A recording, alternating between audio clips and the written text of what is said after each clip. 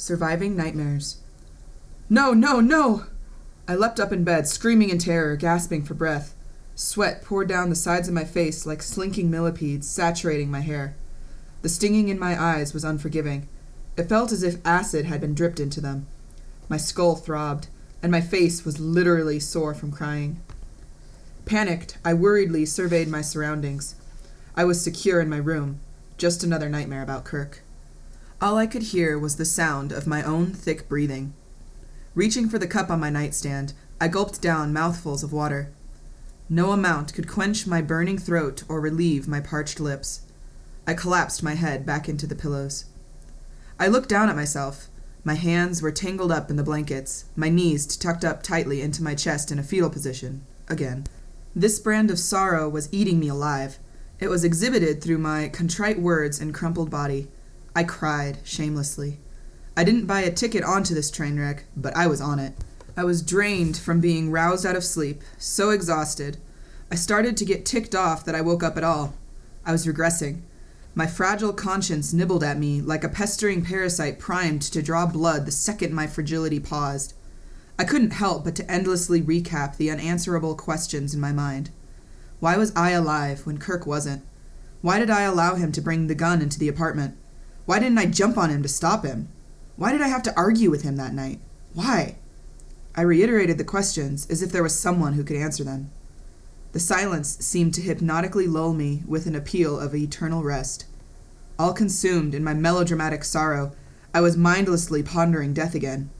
I ostracized myself for thinking suicide was a choice when, in the heart of my depressive nightmare, I undoubtedly knew it wasn't. I'd seen the violent, vile, and gruesome truth of suicidal madness with my own eyes. It was past time for me to reach out for help. I had to talk to someone I trusted, someone who unreservedly and unconditionally loved me. I knew it was crucial I willingly express these feelings before I found myself in my bathtub with a razor blade, pitched down into that suicidal blackness all over again. I desperately needed to feel loved and, if possible, understood.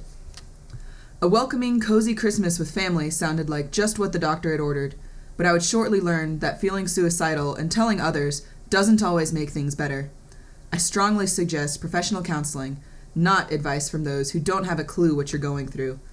An unfamiliar periodic pressure had been developing among some of my family members, and an impending precipitous fall was directly ahead.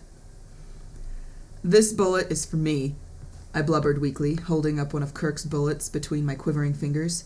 In my semi-suicidal state of mind, my immutable destiny was with that bullet. I had saved one of them as some macabre reminder. I don't know why. It had only been a week or so since Kirk passed. Perhaps I clung to his killer? Now motivated by grief, my pockets of gloom were alive and penetrating. I didn't own a gun, and there was not a firearm in the house, that I knew of. Kirk's father had taken the gun that killed his son, but it remained in my thoughts. I would die by gunshot too. I was finally telling someone. I sniveled out my threat, foreseeing encouraging help, love, and empathy from my sister, but it didn't work out that way. Her eyes widened as all sympathy and any understanding washed off her face. Her characteristically passive-aggressive nature was now replaced with overt vindictive anger. Her husband joined her with more clamoring of scorn and ear-splitting mockery.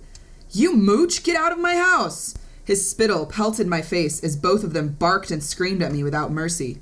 Mooch? Really? I watched in disbelief as they fed off of one another's anger like wolves in a concerted fight mode against a common enemy. I scrambled to pack my bags, carelessly shoving shirts and jeans into my suitcase. They were indignantly calling all airlines for the fastest plane ticket out of his house. My feelings worsened, underwriting a deeper, weightier depression. I just want out of here. The sentiments and security my sister and me had lovingly exchanged when we were younger had waned in our maturity, or lack thereof. It took decades for me to understand that when people show you who they are, believe them. Keep in mind that a careless word may kindle strife, but a cruel word may wreck a life. Life will leave you desolate when you exploit punishing confrontation and drama to avoid going into the deeper parts of your own heart. If 10 people tell you that you have a tale, you should turn around and look. People can make a number of mistakes when they're confronted with suicide or those who are suicidal. Many blunders are detailed towards the end of this book. Worth repeating is the absence of ironclad control of oneself. causing a circulating, unsympathetic lack of compassion and empathy, as well as widespread judgment. Discuss suicide honestly and openly with empathetic and kind people who possess a bulldog resolve to save lives, not destroy them.